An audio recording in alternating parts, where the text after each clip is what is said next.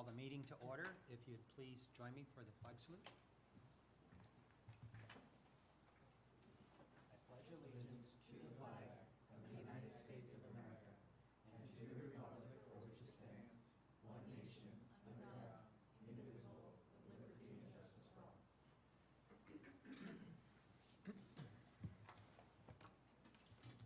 I want to welcome everybody that's here today and that is also online watching us. Do we have any need for translation? Okay, seeing none, we will go on to approval of the agenda. Do I have a motion? I make a motion to approve tonight's agenda. I'll second that motion. All in favor? Aye. Any opposed? So carries. Next, we will go on to student representative report. Good afternoon, everyone. It's nice to see everyone. I apologize for not being able to attend the previous board meeting. I had some conflicting time schedules, but now that that's passed, I'd like to announce that since Halloween is upcoming, me and Miles were possibly planning of reenacting Talk or Treat, but more possibly into less formal, like introductions or like just questions with the board. I was thinking we could just maybe have the board there just for fun and just be able to answer any questions or just have a conversation with our students instead of being so formal. But yeah, other than that, that's it for my student representative report. But there is one thing I'd like to announce to everyone.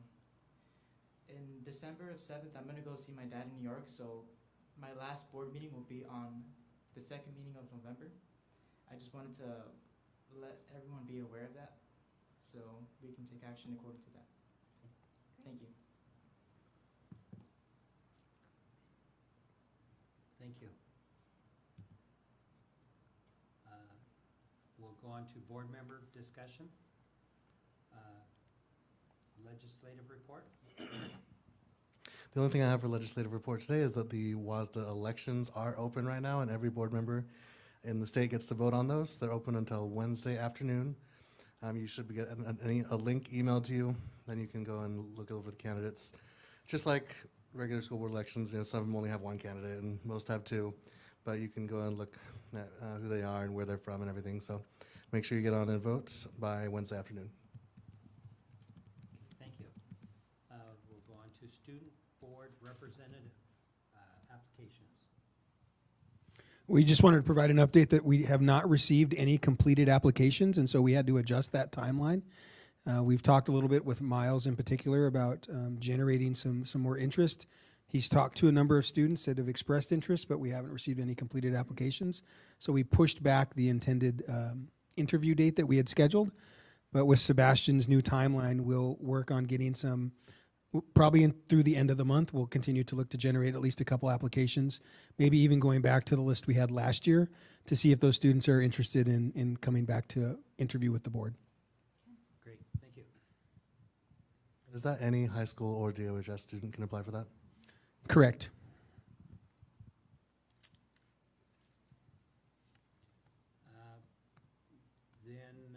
The next thing on the agenda is for board attendance. It's the SkillSource Open House, October 30th. It's at the facility on First Street.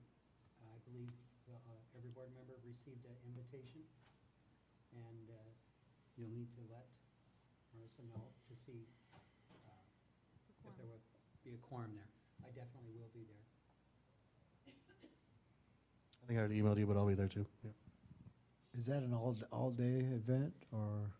I think It's 4 to 7. 4 to 7. And they do have, it is a catered event, so they will have a local business up there. Okay. I will try. I'm also going to try to be there, so I think we may have a quorum. Yeah. Okay. Next thing on the agenda is Wahida site visit schedule for October 21st. And is there any questions on that one? Do we have a time? It said I believe there is. okay.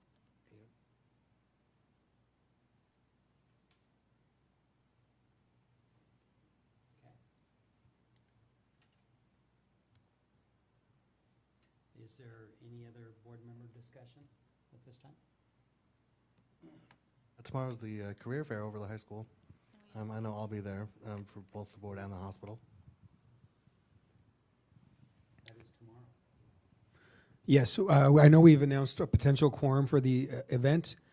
This is a flyer to the event. We were going to mention it in upcoming events, but thank you for bringing it to the conversation earlier today, Aaron. So this career showcase, we've been running it for several years. It was even pre-pandemic, and the reviews by the community and the regional partners who come in and participate has been just outstanding.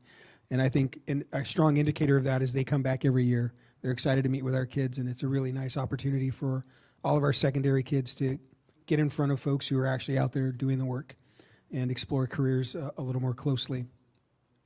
There's quite a schedule that the team goes through and puts together. This work's led by Amy Paris over at OHS. And so if you're able to be there tomorrow, there's a lunch is available as well. So if the board does show up, we can provide lunch for you if you're only able to get away during your lunch hour. But we'd love to see you there. If you haven't been to it, I think you'd be excited to see the kinds of folks that show up and the level of participation that we have for that event.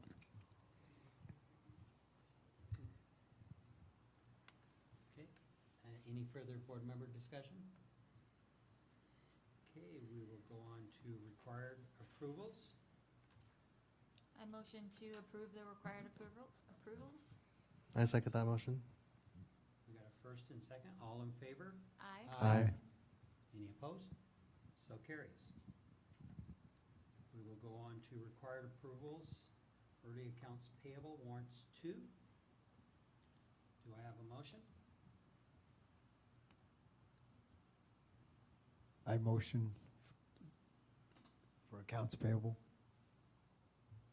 Do I have a second? I'll second that. All in favor? Aye. Aye. I will abstain. Any opposed?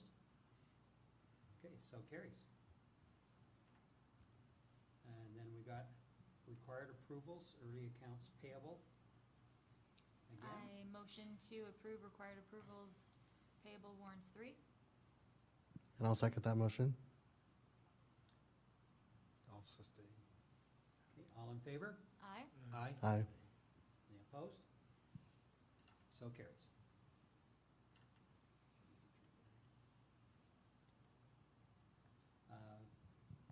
Now we will go on to superintendent informational items. Yeah, I want to provide some information tonight on 3 items, 2 related to technology and 1 related to the broader goals of the school district, framed around my superintendent goals. And the goals as approved by the board several weeks ago focused on 2 primary areas. One was on staffing and the conversations we have in partnership with our labor partners, OEA and PSE and others. The second goal was focused on the sort of the operationalizing of the strategic plan that we worked on for the last year and a half. And so goal area 2 is really focused on that strategic plan part, the teaching and learning aspects of what we do in our school districts. And certainly goal 1 focused on people. We know that who is the most important thing that we have in our system, but understanding how we're going to put this plan into action. So what I want to share with you is the work that our teaching and learning team, our building principals, and our teacher leaders have been working on to think about what data and metrics we're going to use to think about these 4 key areas around attendance, early literacy, math proficiency, and 9th grade success. Now, those aren't the 4 broad goals of the strategic plan. If you remember, it was early excellence, safety and belonging, those kinds of things. We just heard a really a perfect example of Future Ready, the school showcase, right? That's all about those kinds of actions and activities. But you're going to hear, so when you hear folks talk about the 9th grade academy, when we have the high school visit and you hear them talk about the Husky Pack, right? That kind of work directly related to these goals that we've established and the targets they've made. When you hear the attendance activities that are going on, I think I talked to a few of you about my attendance at the truancy court here in Adams County, here in Othello, and speaking about the experience that those parents are having. We'll talk to you about the way that we're tracking and quantifying risk for students at our high school around their attendance. You're going to hear from our elementary principals and our PK staff about early literacy and how we're moving that direction. And then across the whole system, you'll hear about math proficiency and how our kids are doing in that area. So those are the targets you're going to hear about all year. And I would encourage you to take note of those, see where we're at, and hold us accountable for the progress that we're making towards those targets.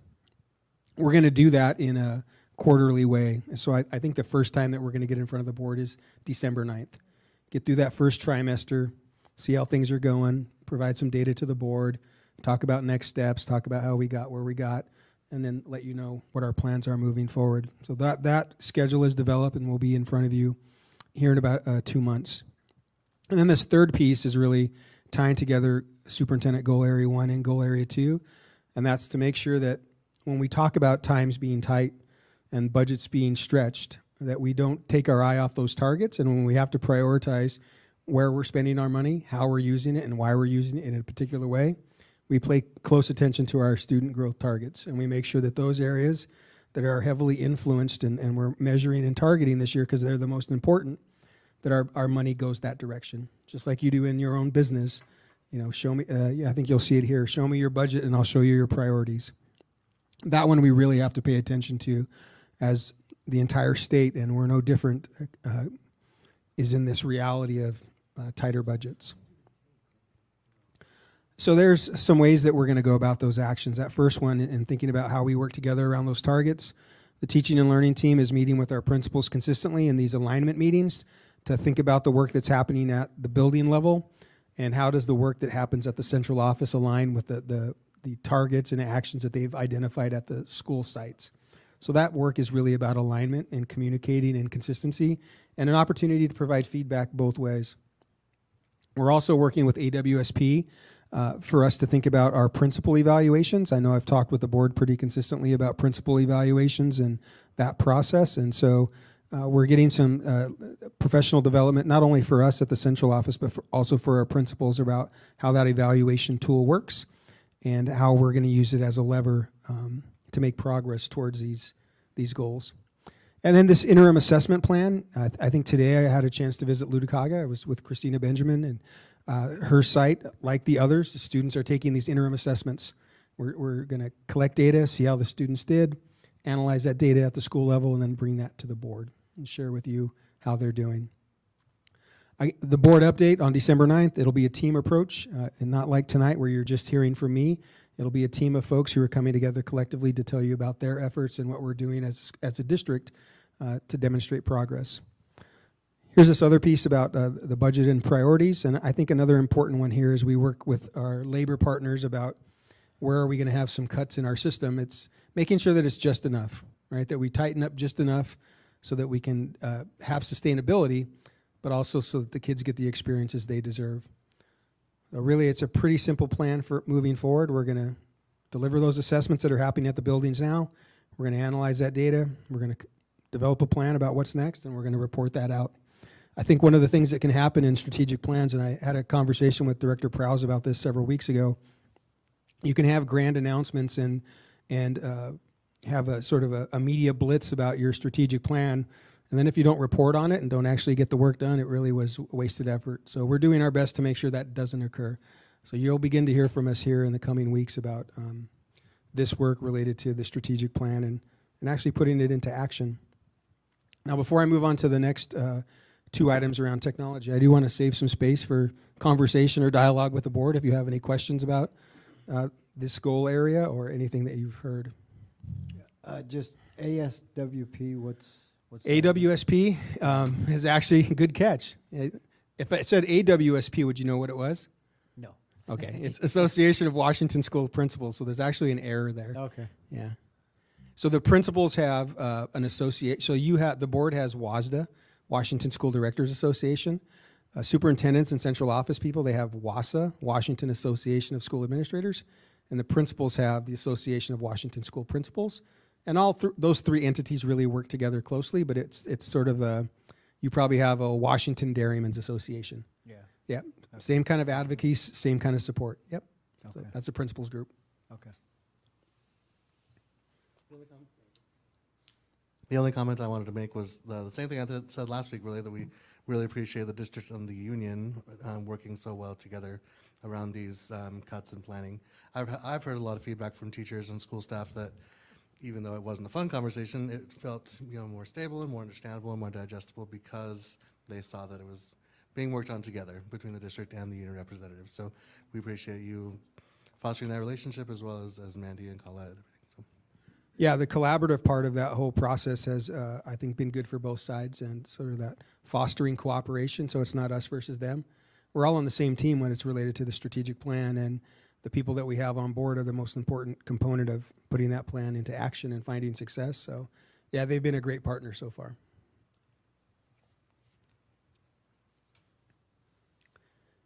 Okay, I'm going to move on to a couple other key areas here.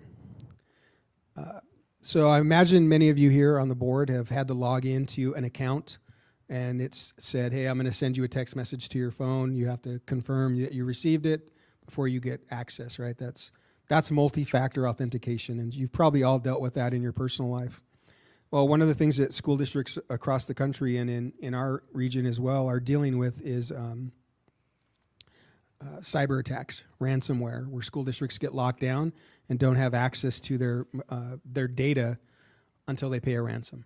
And it's one of the reasons that insurance costs for school districts across our state have risen so dramatically, is because of the frequency of these attacks. So it's been about 3 or 4 months ago, maybe longer now. Rigo's the expert around this. We had our super users, so people at Rigo's level, tech director and the tech department who have total access, our folks in finance who have access to sensitive information of our employees and our students, and the district office staff. We switched to multi-factor authentication to log into some of our systems. It was an opportunity for us to beta test that, and I believe our principals are doing that as well. So we're at the principal level now where our principals are having to go through that. Just like when you log in your personal life, it's a bit of an inconvenience, but it's worth the inconvenience to protect our systems. We wanted you to be aware that moving forward, after the first of the year, we're going to move that way with our teaching staff as well. Our teaching staff who have access to Skyward. And so it'll be another step, another conversation with OEA and our partners that you're going to have some kind of device so that you can log in and be able to access our data and whatnot. But I did put an example in here of the Richland School District. That's a headline where they were attacked. That was right around graduation time, and they didn't have access to their data. The Highline School District here in Washington at the start of the school year, they had to delay kindergarten. They couldn't find their bus routes. They didn't know which teacher students had. It was a tremendous headache for them. And so we're moving forward with that process. I wanted you to be aware of it because you might hear from folks in our system about why this changed. It's been a long time coming. I think we've done an excellent job with the rollout at different levels to see, figure out some of the bugs and whatnot. And now we're ready to roll it out to teachers. So questions about that specific action that's coming the way of the system here in just a couple months? How did Richland, did they end up having to pay a ransom or? Yes, so most school districts who get in this situation, the context that I heard about this story, and this headline's from the Tri-City Herald, 11 school districts were attacked in the same week. And so then, depending on the size of the school district, the perpetrators, what they call them bad actors, I think, in the cyber world, they make a request and say, a demand. Yeah. And I think in this instance, it was north of $250,000. So it happens with a lot of frequency, and when systems are vulnerable, you're certainly at risk. And it's just like car insurance or homeowners insurance or flood insurance. The more risky your activity, the higher your rates. And so we believe this is a smart way also for us to consider what our premiums might be moving forward if we can demonstrate that we're doing everything we can to protect the system. Okay. And it's not just school districts.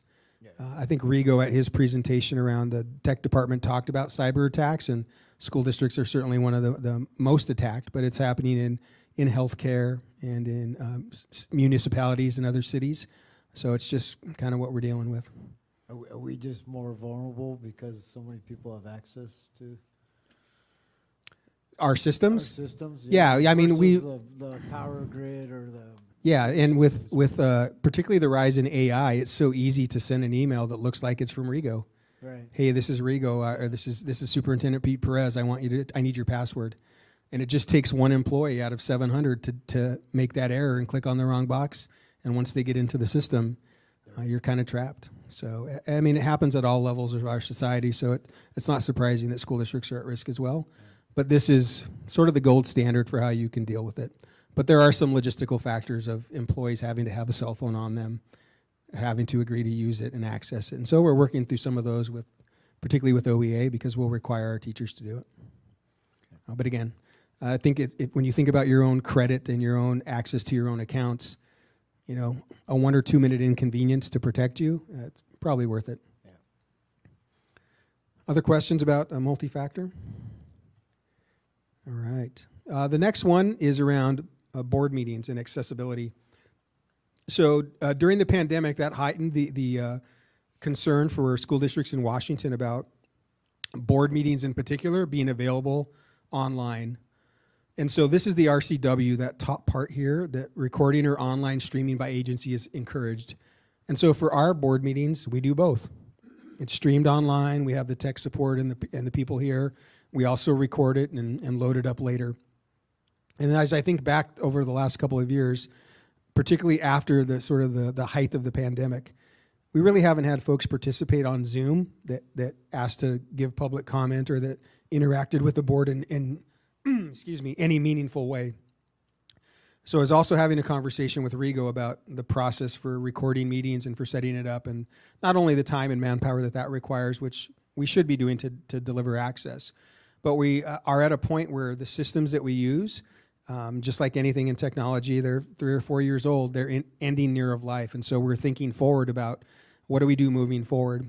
So tonight is just really to initiate a conversation with the board about, is live streaming of our meetings a necessity for you? Are you hearing from your constituents that that's what we should do? Or is having a public meeting, making it available at a later time in video format, which also meets the spirit of the RCW, okay as well? So it's just something I want you to be thinking about.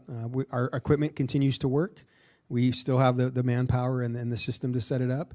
But I think it is something for us to consider. One of the products we looked at for Google streaming would mean an upgrade in the services that we contract with. And so it would be about $30,000 if we went that direction. There are other platforms we could explore. But again, I wanted you to have some time to, if you want to talk with your folks out in your communities and say, do you watch it live? Do you just watch it later? Do you only watch when people ask you to watch? And if recording is the way that it's being accessed and we can save that expense, I just wanted to let you know something we should consider, okay? All right, those are the 3 items for this evening, Ken. Okay.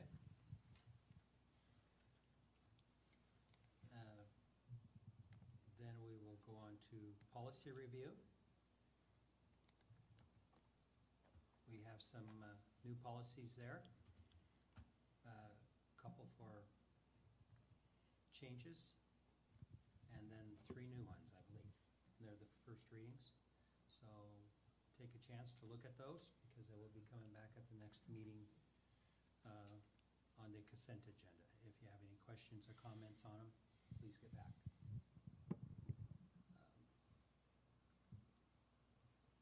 We'll go on to upcoming events. The Wahidas site visit, October 21st. And then we have the regular board meeting on the 24th. Is that correct? The 24th is a Thursday. Or is that supposed to be the 28th? 28th. Okay. Okay.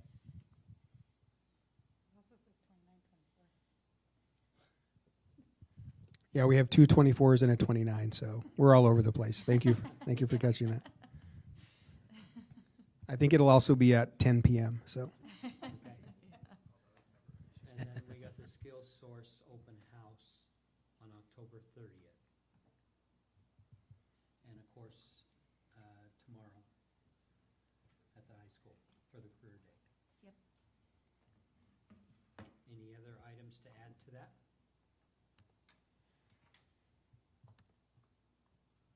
Okay, then we will go on to board self-assessment of the meeting. Hold it. I skipped one portion here. Let me go back to it really quick.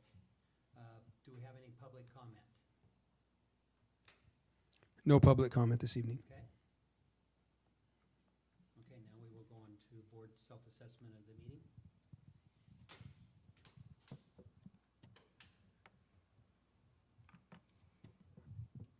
It's nice to have the entire board here, from student reps to everybody. Yes. Full house tonight. Good. I agree.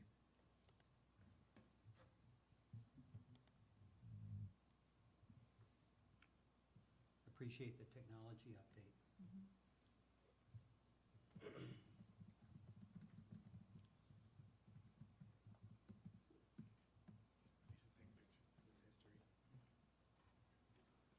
Well-planned agenda.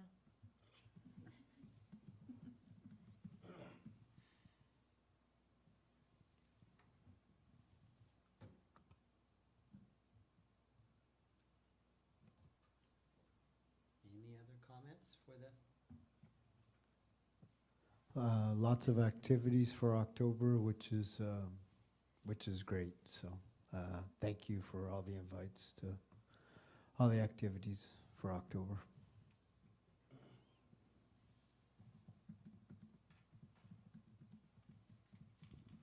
Now, this probably should have been in board member discussion, not here, but we had the homecoming week. How was that for our student reps?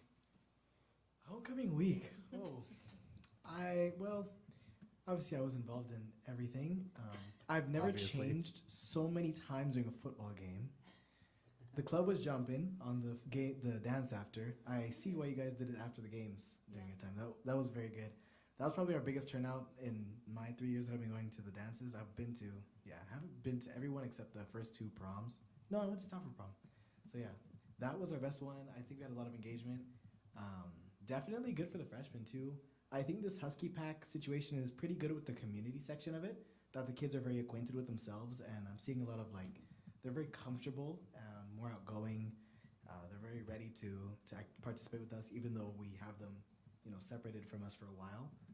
I think that's a good chunk of it is from that Husky Pack. They're all their time together. And the juniors won the week, right, Miles? Yes, we did. Yes, we did. I'm the best president you've ever seen. I believe that. I believe that. Oh yeah, that our boys drill team. You guys Don't killed tell it. leadership, but I started those guys in August. We started early, way before school. That's why you got to put the time and work in. That was really good. You guys did amazing. Yep. 16. Yeah. How'd the board do? It ended up just being Aaron and I, so we were just Yeah. spectators, but we were the best They spectators. were good guests. Oh, yeah. good. Very great guests. You didn't win the tug of war? No. Yeah, that's all from us. okay? Good. If there's no more for the board self-assessment of meeting, we will go on to executive session. The board will recess into executive session for 45 minutes to discuss the performance of a public employee, potential litigation, and the sale or lease of land. No action will be taken following the executive session. We'll meet back in Pete's office in 3 minutes.